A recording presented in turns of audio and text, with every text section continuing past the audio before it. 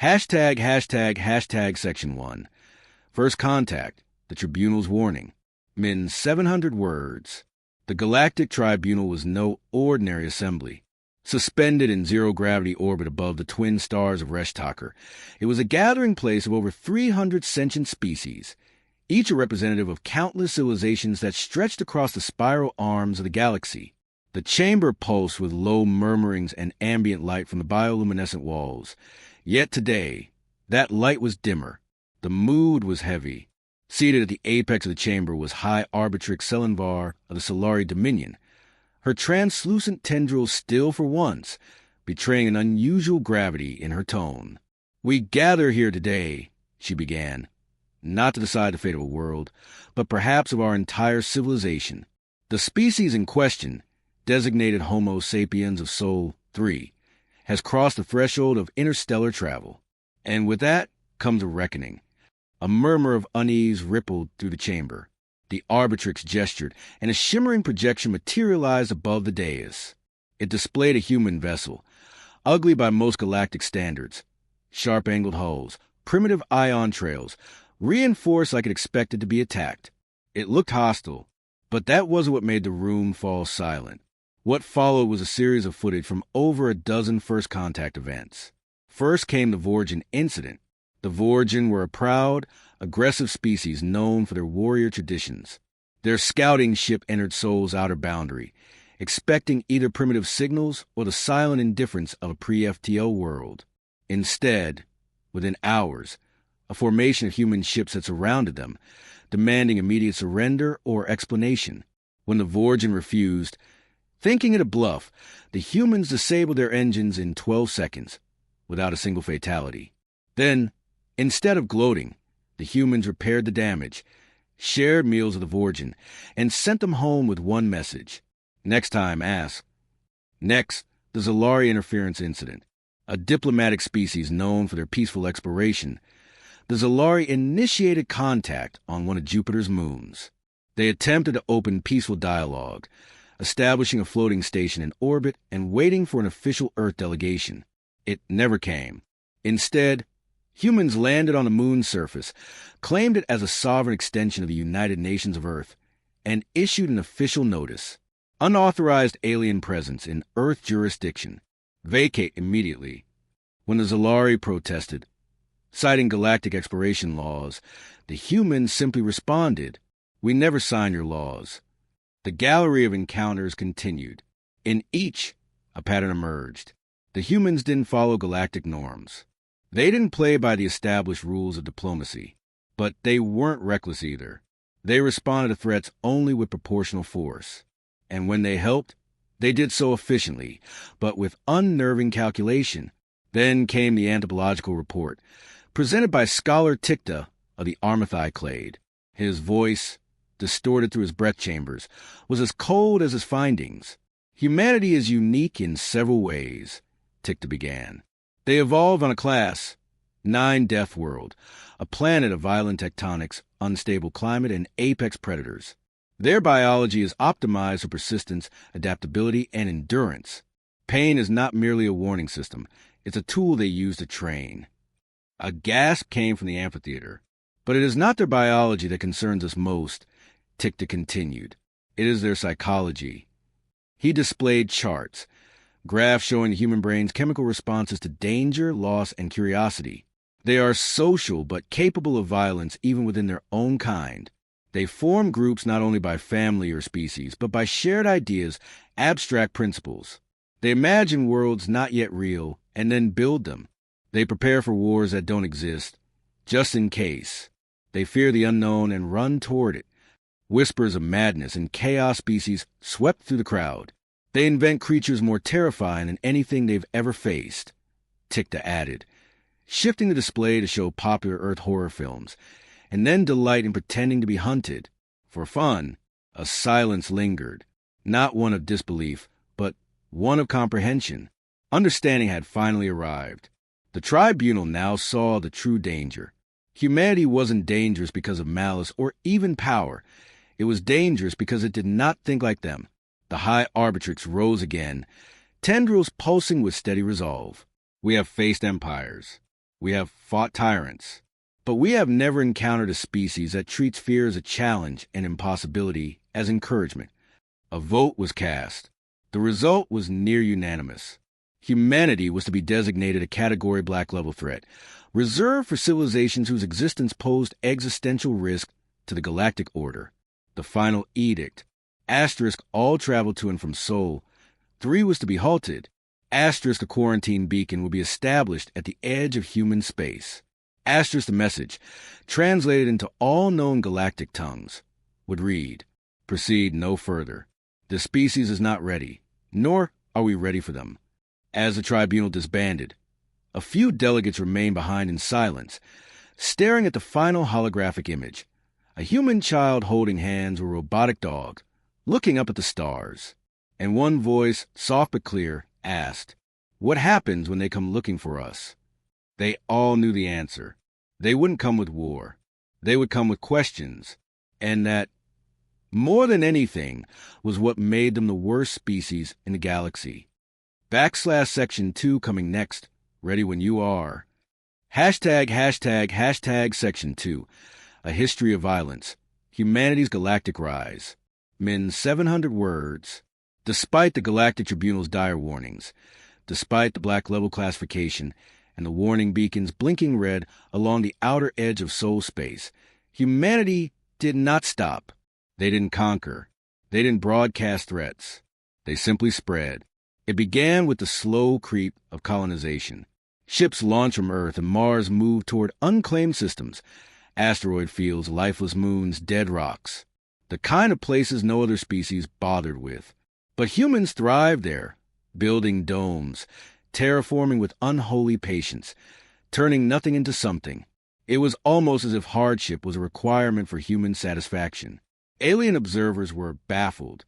These planets were inhospitable, resource-poor, and isolated. But to the humans, that only made them more appealing. The message was clear. We don't need your charity. We'll build a future with blood, sweat, and duct tape. Within a single galactic decade, human settlements dotted the void. And though they claimed only a handful of inhabited systems, their influence began bleeding across borders, faster than any military fleet. At first, the galaxy laughed. The Grawl combined, an empire of militarized insectoids, challenged human expansion through a series of war games. They expected an easy display of dominance. They were met with something else entirely. The humans did not match the Grawl in numbers, nor did they possess superior technology, but they outthought them. In every simulated battle, the humans used unconventional tactics. Asterisk, they feigned weakness and lured Grawl forces into traps. Asterisk, they employed misinformation campaigns, spreading rumors, faking transmissions. Asterisk, they accidentally leaked false coordinates, then watched as the Grawl wasted entire fleets chasing ghosts. In one particularly infamous simulation, a human commander surrendered on day 2, only to detonate every ship simultaneously once the Grawl had docked a gloat. No prisoners, no warning, just calculated vengeance.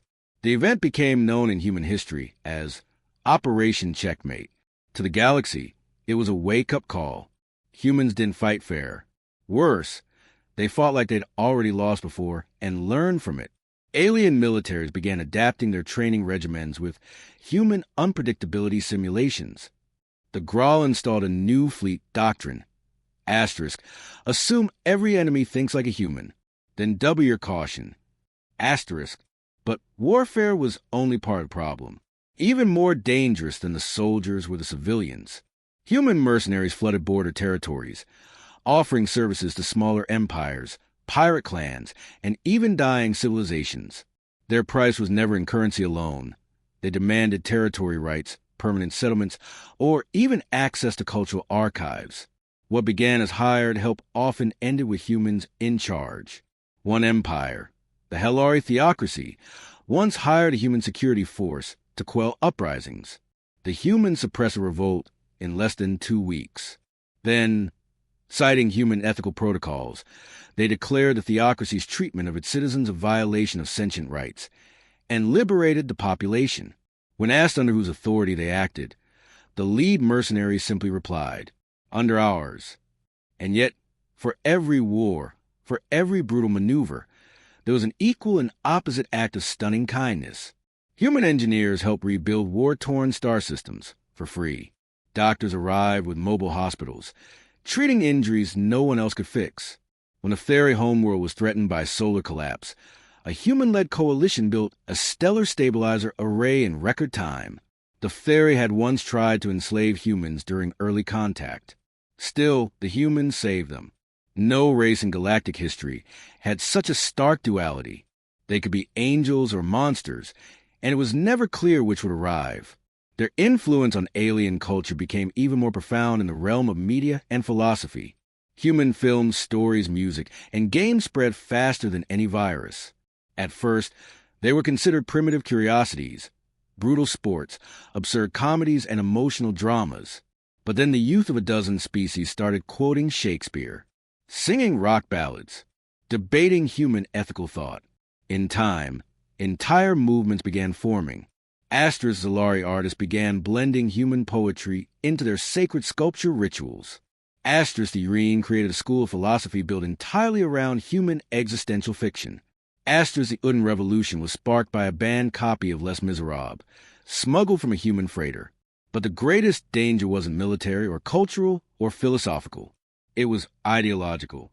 Humans didn't just want to survive, they wanted freedom.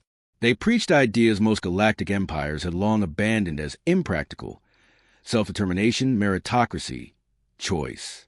Concepts too messy for a hierarchical species, too unpredictable for those built on tradition. But humanity didn't care what was convenient.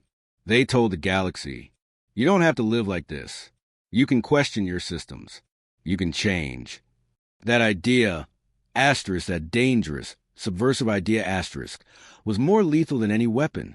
Entire civilizations began facing civil unrest after decades of stability, not because of war, but because their citizens saw what the humans had and wondered, why not us? One Zalari ambassador summed it up best in a secret report. The threat of humanity is not in what they take, but what they leave behind. They don't conquer planets. They infect minds. The galactic powers could feel it now. Humanity was becoming a virus of inspiration, a force of chaos masked as progress, a species that didn't obey limits because they didn't believe in them. And though their ships flew under dozens of flags, corporations, federations, independents, one truth became increasingly clear. They weren't unified. There was no central human empire, no single leader to bribe, threaten, or destroy. Humanity wasn't one government. It was an idea, and ideas were immortal. /Section 3 will cover the war that changed everything. Let me know when you're ready. #, Section 3. The turning point. The war they didn't start. Min 700 words. For decades, the galaxy watched humanity with a mixture of fascination and dread. They were unpredictable, capable of both extraordinary mercy and terrifying ruthlessness. But through it all, one factor remained. Humanity never started a war. They responded, they adapted, they retaliated, but they never fired first. That changed, at least it appeared to, during what became known as the Alari Incident. The Alari Confederacy was a minor but proud civilization nestled within the outer spiral of the Centauri Arm. They had long believed in racial superiority and had avoided contact with humanity beyond trade patrols and passive observation. They saw the humans as volatile primitives, undeserving of their rapid expansion. It was arrogance, mixed with fear, that led to the fateful decision. A human civilian freighter, the Bright Dawn, was traversing a neutral corridor near Alari space, carrying agricultural supplies and refugees from a recently collapsed Dural Accord. The Alari claimed the ship had strayed too close to a restricted system. Without warning, they fired. The ship had no defenses. It broke apart in less than a minute. Over 6,000 civilians perished, men, women, children, some alien, most human. The Alari expected a diplomatic protest, maybe a trade embargo. Instead, they got task force revenant. Within 5 solar days, a fleet of human warships dropped into Alari orbit. They did not broadcast threats. They didn't issue ultimatums. They simply acted. In a stunning show of precision warfare, They dismantled the Ulari military infrastructure with near-surgical accuracy. Spaceports, orbital cannons, communications relays, destroyed in seconds. And yet, not a single population center was hit. No civilians harmed. In every strike, the humans left behind packets of digital evidence. Camera footage, sensor logs, even Ulari internal communications proving the unprovoked attack. Then came the broadcasts, human ambassadors appearing live on Ulari networks. "This is not vengeance," one said. "This is justice. The dead cannot speak, so we speak for them." In a gesture that defied galactic norms, humans issued an open invitation to all species to observe the tribunal they organized on Ulari soil. The event was streamed in over 40 languages across 3 sectors. Ulari commanders were put on trial. Not executed, not tortured. Tried, judged, and in some cases forgiven. It wasn't weakness. It was restraint, performed with the exactness of those who understood true strength. The galaxy was stunned. No species had ever responded to atrocity with such a careful balance of discipline and devastation. Human military tactics were advanced, but it was their ethical framework that confused alien observers. This wasn't conquest. It was a performance, a message, and that message rippled across the stars. Some called it hypocrisy. The same species known for chaotic violence now claimed the moral high ground, but others began to question everything they thought they knew. Why did humans spare cities? Why didn't they retaliate with planetary annihilation, as the Ulari had feared? Why didn't they install a puppet regime? Instead, the humans rebuilt what they had destroyed, faster and better. They gave the Ulari citizens free access to Terran libraries, medicine, and education. They installed open voting systems, helped launch news agencies, and funded independent schools. Some Ulari rebelled against this occupation, but more welcomed it. Within a year, the Ulari Confederacy transformed into the Ulari Assembly, a new democratic order, not imposed by human force, but inspired by it. This event shattered the illusion held by the Galactic Tribunal, the idea that humanity could be quarantined, contained. It wasn't military might that made humans dangerous. It was their ability to make change contagious. The worst revelation came when the tribunal requested to speak with Earth's global leader, hoping to issue a formal rebuke. The response was disconcerting. "There is no single global government," the humans explained. Task Force Revenant was deployed by a multinational alliance, not even the largest one. Most humans didn't even know about the Ulari attack until it was already over. The tribunal was shaken. Not only were humans as capable as a fragmented species, but there was no unified voice to reason with, no central power to appease or threaten. They had not fought Earth. They had fought a fraction of Earth. Worse still, other human groups disagreed with Task Force Revenant's actions, debating them in forums, broadcasts, academic circles. Some condemned the strike as imperialistic. Others praised it as humanitarian intervention. The sheer variety of opinion was dizzying. The galaxy realized in what humans had always known. Diversity of thought is not a weakness. It's strength. Asterisk, asterisk. But not all took this as enlightenment. The more authoritarian empires, those who had survived centuries by suppressing dissent, saw this ideological contagion as an existential threat. How could they control their populations when alien children were dressing up as Terran heroes, when rebellion slogans were quoting human philosophers? In response, they formed the Coalition Against Human Expansion K, a pan-galactic alliance built on fear, not principle. Dozens of species, united not by shared values, but by a single goal: contain the humans. But it was too late. Humans weren't seeking conquest. They were offering choice. And for many in the galaxy, that choice, however dangerous, was irresistible. In the aftermath of the Ulari conflict, a Zalari general, who had long argued against human contact, was recorded saying, "We thought we feared their weapons. We were wrong. We feared their warships. We were wrong. What we fear is that they might be right."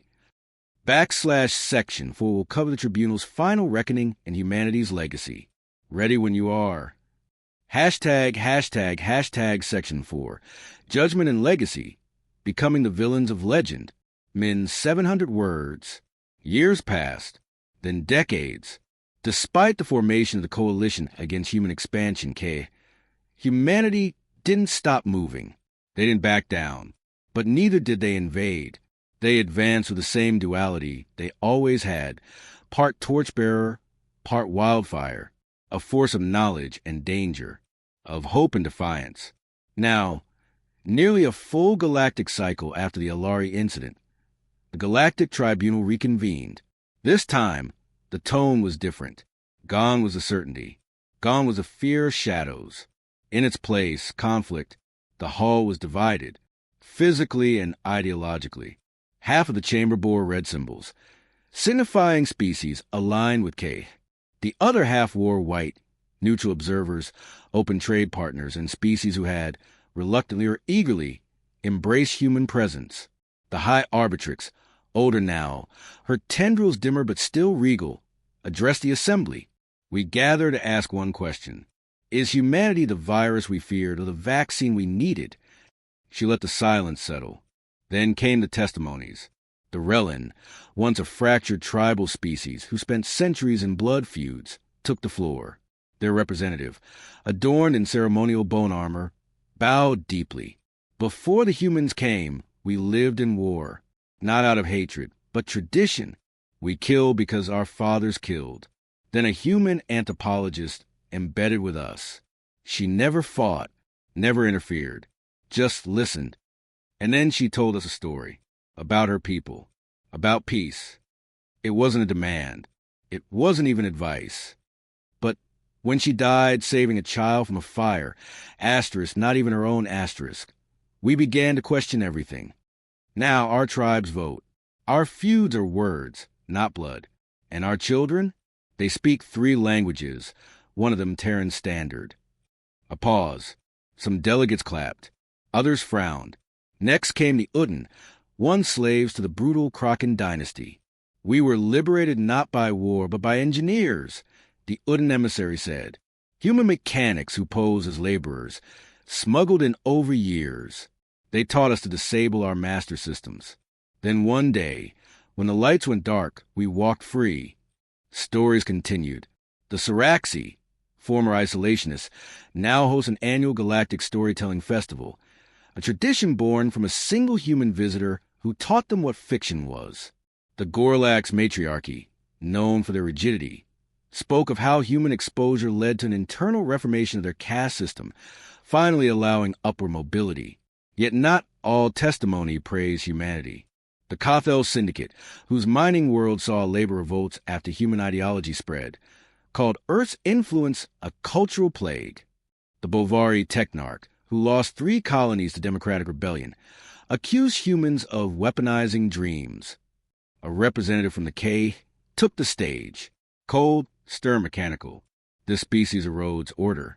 Wherever they go, hierarchy dissolves. Structure collapses. They did not build empires, they burned them. The room fell quiet. Then a human ambassador stepped forward. Not a general, not a politician. A young woman in civilian dress, barely 30. Her voice was calm. We've been called the worst species in the galaxy. Unstable, aggressive, unpredictable. And maybe we are born from a death world where everything tried to kill us.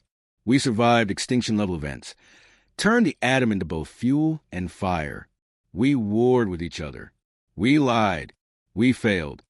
But we learned what scares you is not our ships or our weapons. It's that we don't accept the universe as it is. We believe in what it could be. We are not the strongest or the wisest, but we believe we can be better. And that belief, it spreads. She paused, then looked across the crowd. So yes, maybe we are the worst, because we refuse to leave things untouched. But you forget, we are also the only ones who built something better after burning it down. There was no applause, no shouting, just silence, a silence that acknowledged an uncomfortable truth. Humanity had not conquered the galaxy through force. They had infected it with introspection, with ambition, with rebellion. They made civilizations question themselves, their laws, their gods, their truths, because that's what humans did. They asked questions, hard ones, dangerous ones, and they never stopped asking. The tribunal's vote was split. No resolution passed. No verdict rendered. But something had changed. Later, in a small school on a former border world, now a bustling trade hub, a young alien girl raised her hand during a history lesson. "Teacher," she asked, "why are humans still called the worst species?" The instructor paused, then walked to a window, pointing at the stars. "Because they ask the questions no one else will. Because they demand better when we settle for less. Because they make us see what we are, not what we pretend to be." The child frowned. "That doesn't sound bad." The teacher smiled. "That's why it's dangerous." In orbit above that very planet, a human vessel approached a new system. Its crew was a mix of species, human, alien, and hybrid. They carried no weapons, just supplies, books, translators, and curiosity. Their transmission read, "We come in curiosity. Not peace, not war, just questions." And in every corner of the galaxy, the stars shifted, because the worst species in the galaxy was still exploring, still questioning, still changing everything. White heavy checkmark, complete 2,800-word HFY outline finished in 4 full sections. Let me know if you like the full prose version, summaries for posting, or image ideas. ****.